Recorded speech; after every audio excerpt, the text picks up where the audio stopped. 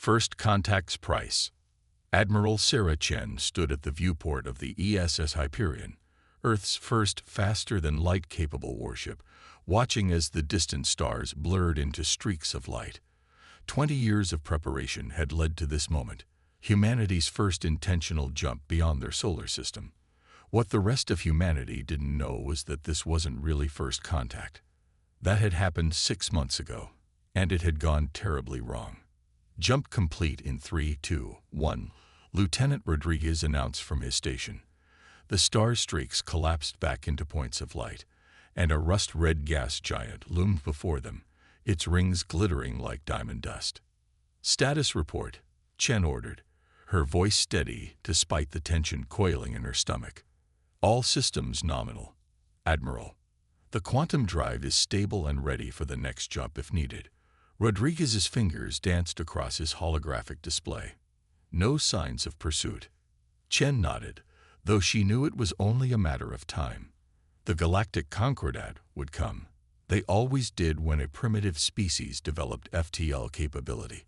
Their standard procedure was to arrive with overwhelming force, demand submission, and incorporate the new species into their hierarchy at the lowest tier. They'd done it countless times before, according to the databases they'd recovered from the scout ship. That scout ship had been their first warning. It had appeared suddenly in high Earth orbit, its stealth systems failing due to an unexpected solar flare.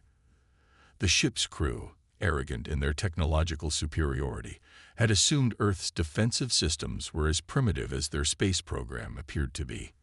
They hadn't expected the quantum-locked particle beam that had disabled their engines, or the boarding teams trained in zero-gravity combat. Admiral. Captain Maya Patel's voice cut through Chen's reminiscence. Long-range sensors are picking up gravitational distortions. Multiple signatures, consistent with Concordat drive patterns. Chen allowed herself a small smile. Right on schedule. Lieutenant Kumar, begin broadcast on all frequencies. The young communications officer nodded, her fingers trembling slightly as she initiated the transmission. This was the moment they'd been planning for, the reason they'd allowed news of their FTL success to leak through channels they knew the Concordat monitored. The main view screen flickered to life, showing the approaching Concordat fleet.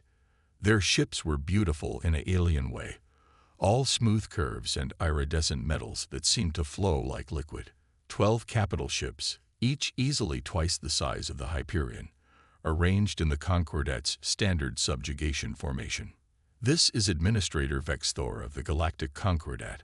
A resonant voice filled the bridge, accompanied by a hologram of a tall, silvery being with multiple pairs of eyes arranged in a circular pattern. Your species has achieved faster-than-light travel. As per galactic law, you are hereby ordered to submit to Concordat authority. Resistance will result in immediate disciplinary action. Chen stood, straightening her uniform. This is Admiral Sarah Chen of the Earth Space Service. We've been expecting you, Administrator. In fact, we've been studying you for quite some time. She nodded to Kumar, who began transmitting the data they'd extracted from the scout ship. 6 months ago, your observation vessel made a critical error. We've learned much since then. The Administrator's eyes widened slightly. The first sign of uncertainty. You captured one of our ships. Impossible. Your technology level was assessed as barely reaching interplanetary capability. Your assessment was wrong, Chen replied calmly. We've learned to hide our true capabilities. We had to, after discovering we were being watched. Everything you've seen of our civilization has been carefully crafted to make you underestimate us. Even if you captured a scout ship, you cannot hope to resist our fleet, Vex Thor declared, though there was a note of unease in his voice. Submit now, and we will be lenient. Chen's smile widened slightly. I'm afraid you misunderstand the situation, Administrator. This isn't a negotiation. This is a demonstration. She turned to her tactical officer. Commander Wallace, you may proceed. Across the void of space, previously invisible satellites around the gas giant sparked to life. Quantum entanglement fields, far more advanced than anything the Concordat possessed, began to form complex geometric patterns.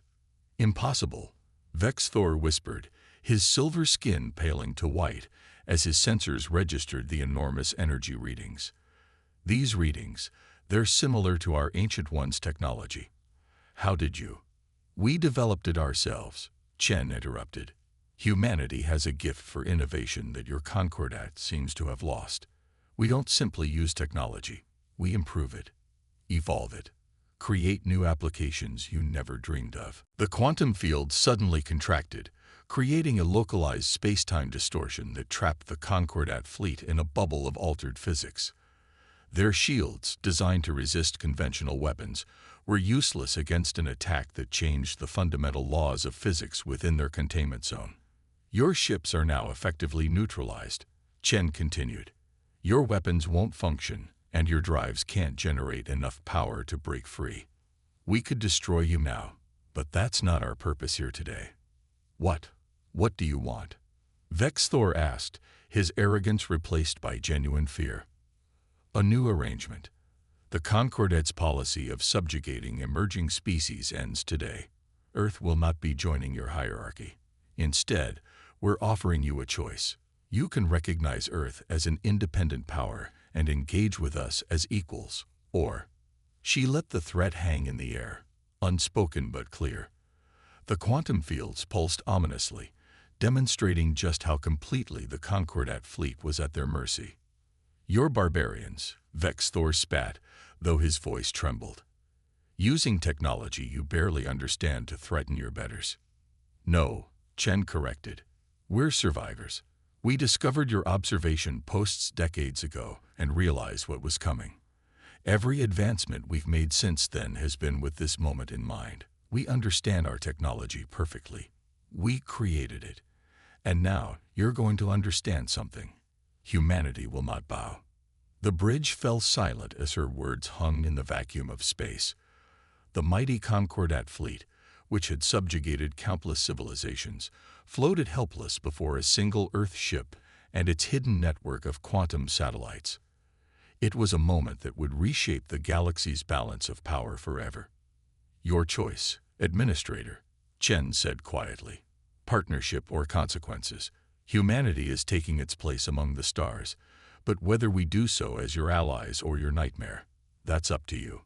As she waited for Vexthor's response, Chen reflected on the long path that had led to this moment. Humanity had needed this confrontation, this chance to demonstrate that they wouldn't follow the same path as so many other species. They were different. They had learned, adapted, and prepared. The stars watched silently, bearing witness to a turning point in galactic history. One way or another, the galaxy was about to change. The only question was whether the Concordat would accept this new reality, or learn firsthand why humanity's tactical simulations had named this encounter First Contact's price. The Phoenix Protocol. The Concordat's Central Science Academy was in chaos. Dr. Ixlara, the Academy's leading physicist, stared at the sensor readings for the 100th time, her crystalline form reflecting the harsh laboratory lights. The data made no sense, yet the evidence was undeniable. It's impossible, she whispered to herself.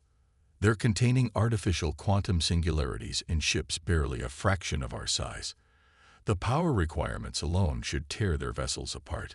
The data from the confrontation with the Earth vessel had been transmitted across the Concordat's networks, causing widespread panic among the elder races. Humanity hadn't just achieved what the Concordat scientists had deemed impossible. They'd weaponized it. Dr. Ixlara, a voice called from the doorway. The High Council requests your presence immediately. In the council chambers, representatives from the Concordat's member races gathered in an atmosphere of barely contained fear. The massive chamber, usually a symbol of their unified power, now felt like a tomb of their complacency. High Counselor Zexthor, Administrator Vexthor's superior, stood at the central podium. His silver skin had dulled to a matte gray, a sign of extreme stress in his species. Dr. Ixlara explained to the council how these humans have achieved what our finest minds could not. The physicist moved to the center of the chamber, her crystalline form catching the light. Based on our analysis, The humans have developed a method of quantum field manipulation that exceeds our theoretical models. They're not just containing the singularities, they're using them to alter the fabric of space-time itself. But how? Demanded Representative Kivor of the militant caste. They were barely achieving chemical rocket propulsion when we last assessed them. That's what they wanted us to see, Ixlera replied. Our observation posts recorded only what the humans permitted them to record. They knew we were watching and orchestrated a massive deception. Meanwhile, aboard the ESS Hyperion, Admiral Chen was reviewing the latest reports from Earth's quantum array network. The Concordat's response to their demonstration had been predictable, a mixture of denial, fear, and desperate attempts to understand the technology that had rendered their fleet helpless. "Admiral," Captain Patil announced, "we're detecting multiple quantum fluctuations. The Concordat is attempting to scan our drive systems." Chen smiled. "Let them look. Dr. Martinez, initiate the Phoenix Protocol." Deep within the Hyperion's engineering section, Dr. Elena Martinez typed a series of commands into her console. The ship's quantum core began to pulse with a new rhythm, its energy signature shifting in ways that would confound the Concordat sensors. "Protocol active," Martinez reported. "They're seeing exactly what we want them to see. Enough to terrify them, but not enough to replicate." The Phoenix Protocol was humanity's masterpiece of misdirection. While the Concordat scientists frantically tried to understand their quantum singularity technology, the truth was far more elegant. The real breakthrough hadn't been in containing the singularities, but in making them unnecessary. Back in the Concordat Council chambers, alarms suddenly blared. "Multiple human vessels detected," an officer announced, his voice cracking. They're everywhere." The chamber's holographic display showed dozens of Earth ships appearing simultaneously across Concordat space. Each vessel pulsed with the same mysterious energy signature as the Hyperion, a silent demonstration of power that sent shockwaves through the elder races. "Impossible," Kavor whispered. "They couldn't have built a fleet this size without us noticing." Dr. Ixlera studied the readings, her crystalline form vibrating with excitement and fear. "These energy signatures, they're identical to the Hyperions, but the scale is unprecedented. The humans aren't just containing quantum singularities, they're using them to fold space itself." In truth, the Phoenix Protocol was a triumph of human ingenuity. Instead of brute forcing their way through the challenges of quantum singularity containment, Earth's scientists had discovered something far more fundamental, a way to create quantum echoes, projecting the appearance of multiple ships while only maintaining a fraction of the actual fleet.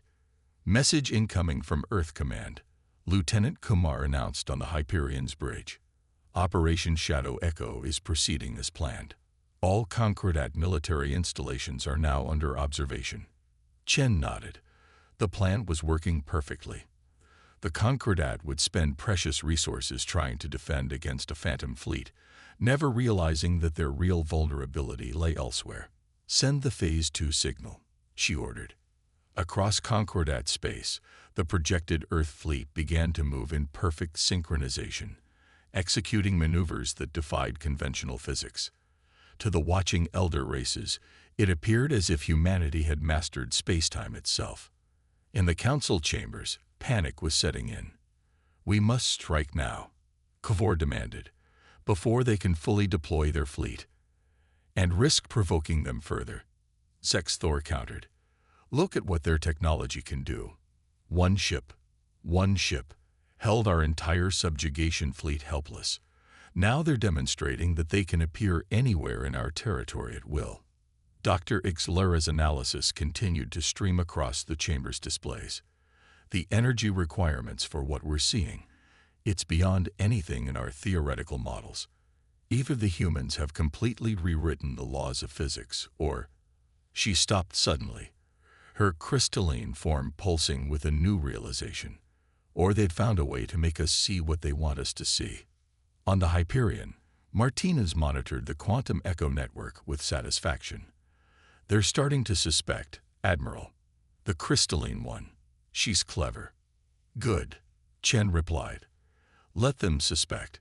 The more time they spend trying to unravel how we're doing this, the less time they'll spend preparing for what comes next.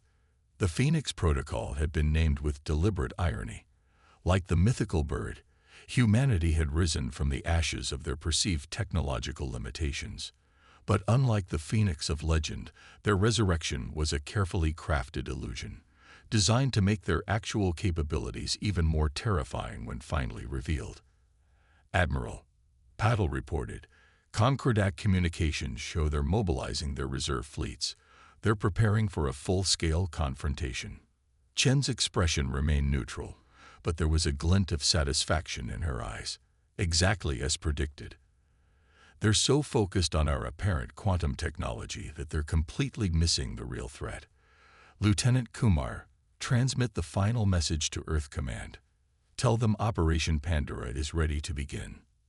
As the message was sent, Chen reflected on the true genius of humanity's strategy. The Phoenix Protocol wasn't just about technology. It was about understanding psychology. The elder races, so confident in their superiority, would never suspect that humans had developed something far beyond quantum singularities. In the Concordat Council chambers, Dr. Ixlera's suspicions were growing stronger. High Counselor, I believe we're approaching this all wrong. What if the humans want us to focus on their quantum technology? What if this is all a distraction from something else? Zexthor turned to her, his silver skin rippling with concern. What are you suggesting? I'm suggesting, she replied slowly, that we're seeing exactly what they want us to see. And that terrifies me more than any quantum singularity ever could. The truth was, humanity had learned long ago that the most effective weapon wasn't technology, it was fear. And as the Phoenix Protocol continued to unfold, the elder races were about to discover just how thoroughly they had been outmaneuvered by the species they had once dismissed as primitive. Echoes of defiance.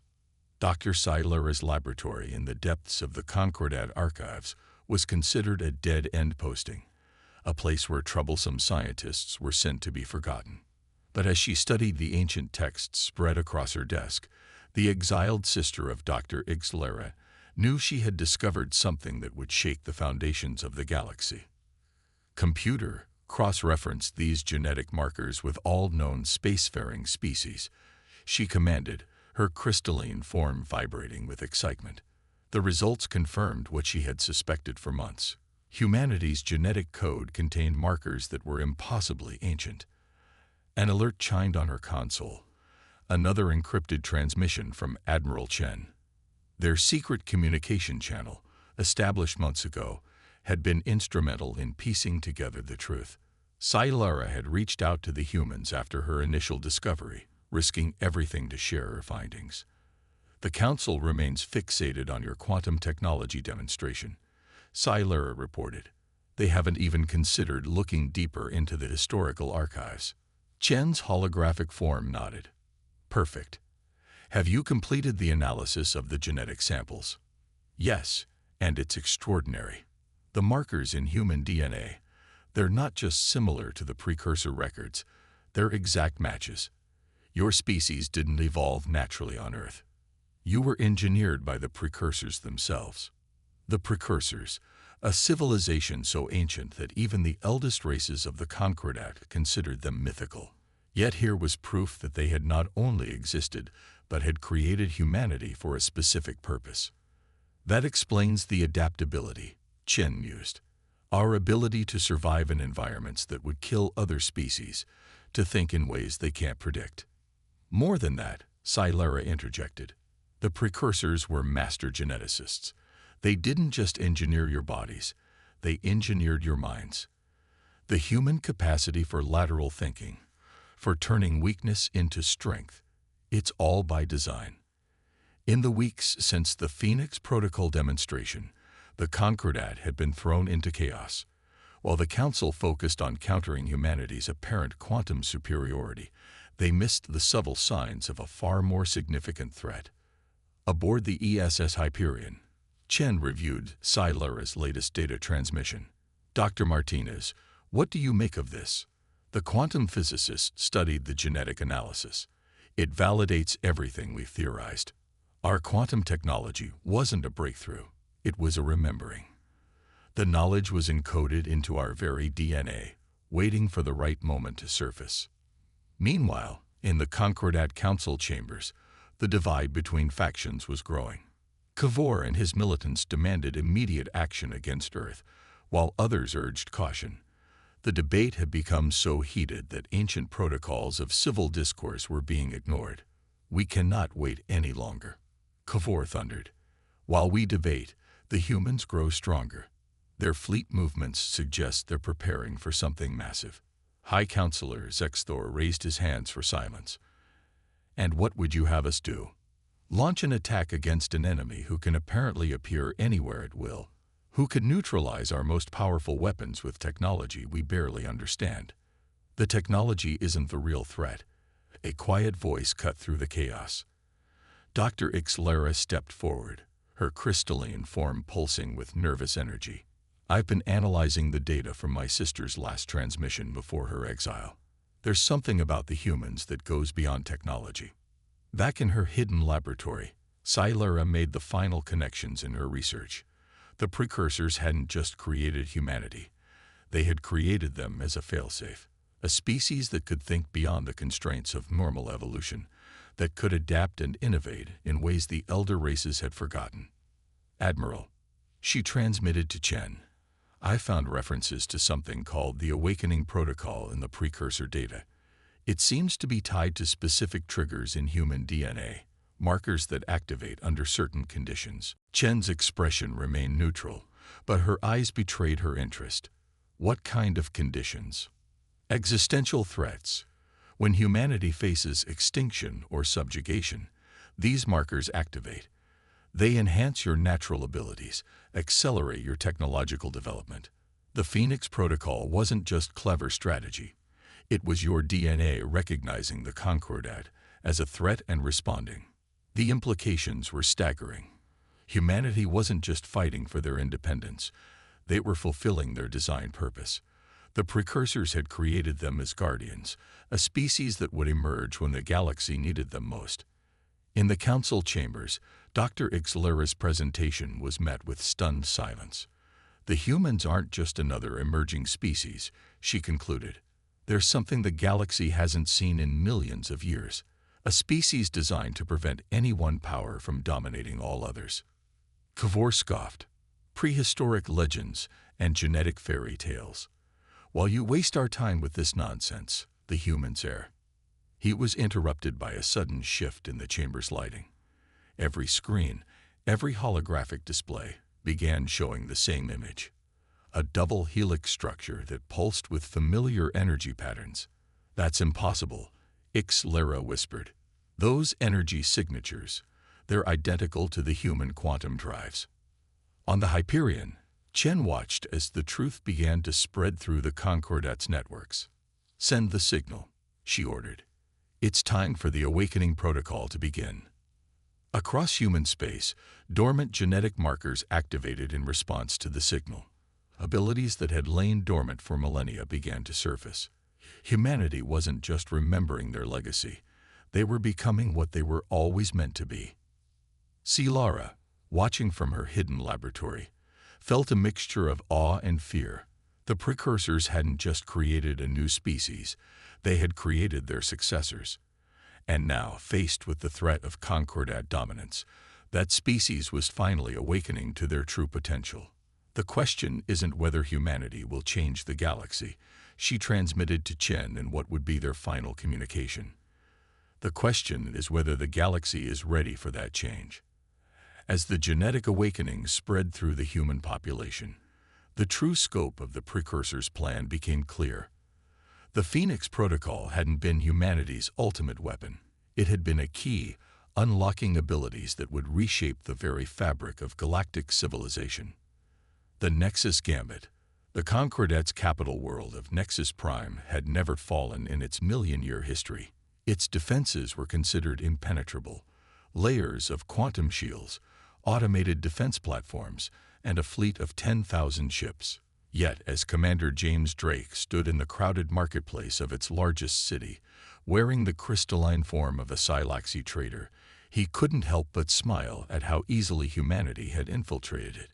Position confirmed, he subvocalized, the quantum communicator embedded in his transformed vocal cords transmitting to the Hyperion in orbit around a distant moon. The genetic modifications are holding perfectly. No signs of detection. Admiral Chen's voice whispered in his mind. Excellent. Phase 1 is proceeding across all targets. The Concordat still hasn't realized that their bioscanners can't detect us anymore. The awakening protocol had changed everything. Humanity's dormant genetic programming had activated, giving them abilities that the Concordat's founders had never imagined possible. The ability to completely rewrite their own biological structure wasn't just camouflage, it was perfect infiltration. In the heart of the Nexus Prime's central control, Dr. Ixlera was growing increasingly paranoid. The quantum fluctuations that had marked human ship movements had ceased entirely 2 weeks ago. The massive fleet that had terrorized Concordat space had seemingly vanished. They're planning something, she insisted to the council. The humans wouldn't simply disappear without a reason. Kavor, now promoted to defense commander, sneered. Perhaps they finally realized the futility of challenging us. Our fleet mobilization must have convinced them to retreat. Or perhaps, Ixlera countered, they no longer need ships to threaten us. She had no idea how right she was. Throughout Nexus Prime, hundreds of human operatives moved freely in borrowed forms. Engineers, scientists, bureaucrats, each positioned according to a plan that had taken months to perfect. Drake made his way through the security checkpoints of the Central Archive, his crystalline form reflecting light in exactly the way a Sci-Fi should. The genetic recoding was so complete that even his thoughts produced the correct patterns for telepathic scanners. Package is moving, he transmitted as he passed the final checkpoint. In his modified cellular structure, he carried the key to humanity's boldest gambit yet, the Nexus Gambit.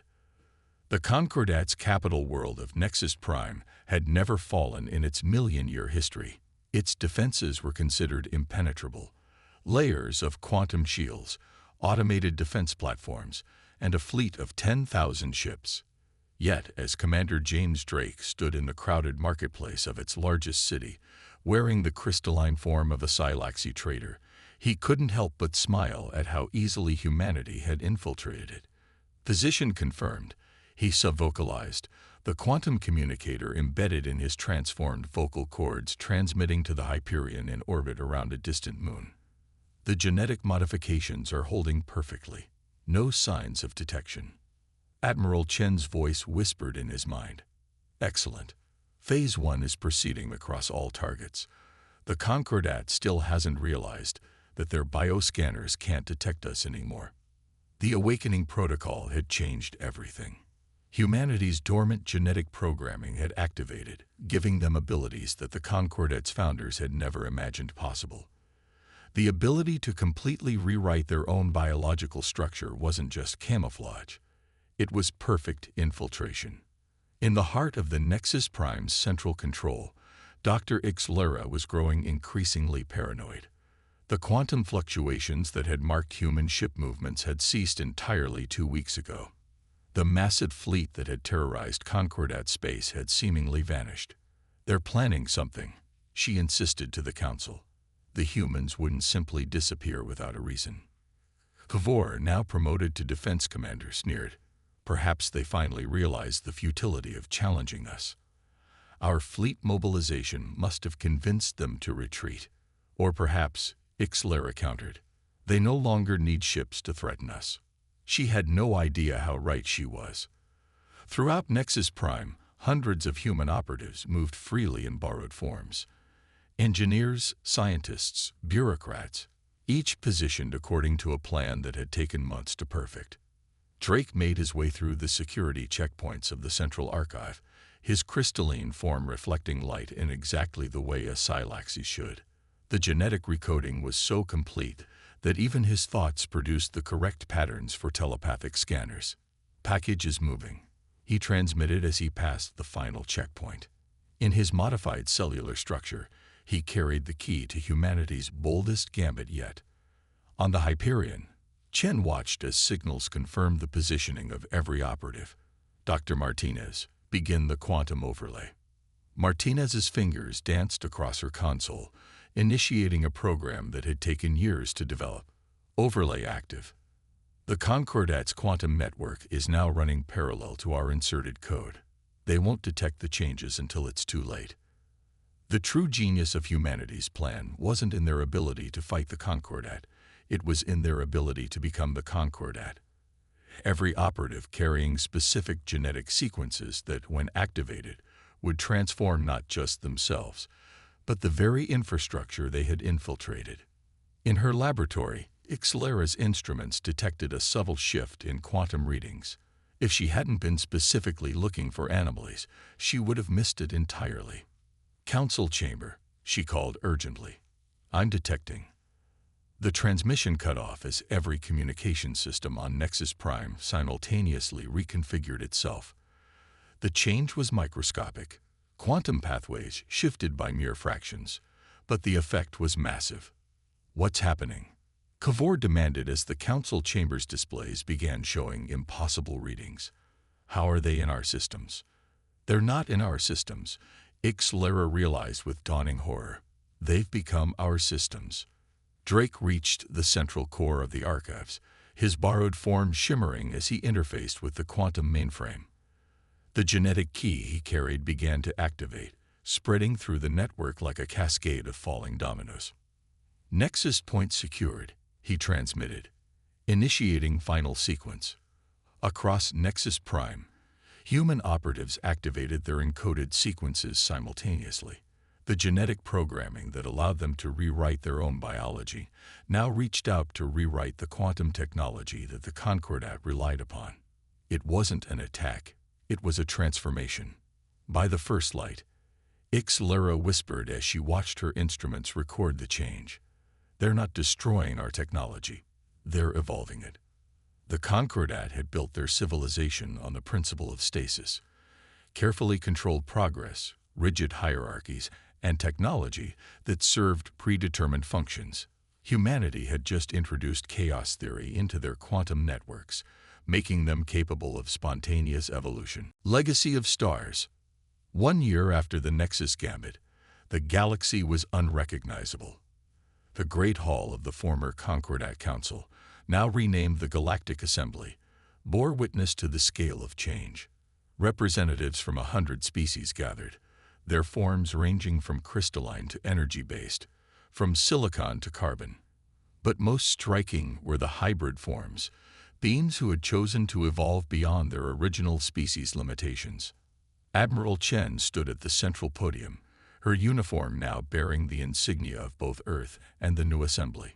Beside her, Dr. Ixlera's crystalline form pulsed with patterns that would have been impossible before the introduction of human genetic engineering. The annual report on the Renaissance Protocol shows promising results. Chen announced to the gathered representatives, over 60% of member worlds have successfully integrated the evolutionary quantum networks. The remainder are proceeding at their own pace as agreed. The transformation hadn't been without resistance. Scattered throughout the galaxy, conservative factions still clung to the old ways, but they were dwindling, unable to compete with societies that had embraced change. We've discovered something remarkable, Ixlera added, her voice resonating through the quantum-enhanced chamber. The genetic keys humanity introduced aren't just allowing evolution, they're guiding it. The precursors encoded a framework for balanced development, preventing chaos while encouraging growth. In orbit above the assembly world, the Hyperion maintained its watch. Commander Drake, now restored to his human form, but carrying the knowledge of his many transformations, stood at the viewport observing the traffic below. Beautiful, isn't it? Dr. Martinez joined him, her own form slightly altered by the quantum engineering she had helped develop. A year ago, those ships would have never been able to interact. Now look at them, sharing quantum fields, adapting to each other's presence. Drake nodded. The precursors knew what they were doing. They didn't just give us the ability to change, they gave us the wisdom to guide that change. In her private laboratory, now a center for evolutionary studies, Dr. Sailara worked alongside human scientists. Her exile had become a badge of honor. She had been the first to recognize humanity's true nature. The genetic matrix is expanding again, she reported to Chen through their quantum link. We're seeing new abilities emerge, but always within the framework of stability. It's as if the precursors designed a perfect balance between chaos and order. The greatest change had come to the former Concordat races themselves. After millennia of rigid stability, they were experiencing evolution at an unprecedented rate. But unlike their fears of chaos and destruction, the changes were harmonious, guided by the ancient wisdom encoded in human DNA. We've received another report from the outer colonies, Lieutenant Kumar announced on the Hyperion's bridge. 3 more hybrid species have emerged naturally. They're requesting recognition from the assembly. Chen smiled. This was exactly what the precursors had intended, not just controlled evolution, but the emergence of entirely new forms of life. The galaxy was becoming a laboratory of infinite possibility, but one with inherent safeguards against excess. In the assembly hall, Kavor rose to speak. The former militant had undergone perhaps the most striking transformation of all. His once rigid military bearing now flowed with an almost liquid grace, his form adapting moment by moment to his emotional state. A year ago, I stood in this chamber and called for humanity's destruction, he admitted. I feared change so much that I would have destroyed our future to prevent it. Now, I understand what the humans truly offered us. Not an end, but a beginning. The gathered representatives murmured in agreement. The fear that had paralyzed the old Concordat had been replaced by excitement for the future. Each day brought new discoveries, new forms of life, new ways of thinking. The precursors left us more than just genetic engineering. Chen addressed the assembly. They left us a vision of what the galaxy could become. Not a rigid hierarchy, not chaos, but a living ecosystem of infinite diversity. As she spoke, the quantum network that connected the assembly pulsed with shared understanding. The ability to communicate across species barriers, to share not just words but experiences and emotions, had transformed galactic society. We are entering an age of wonders, Ixalara added. But more importantly, we are entering an age of wisdom. The knowledge encoded in human DNA wasn't just about technology or evolution, it was about balance.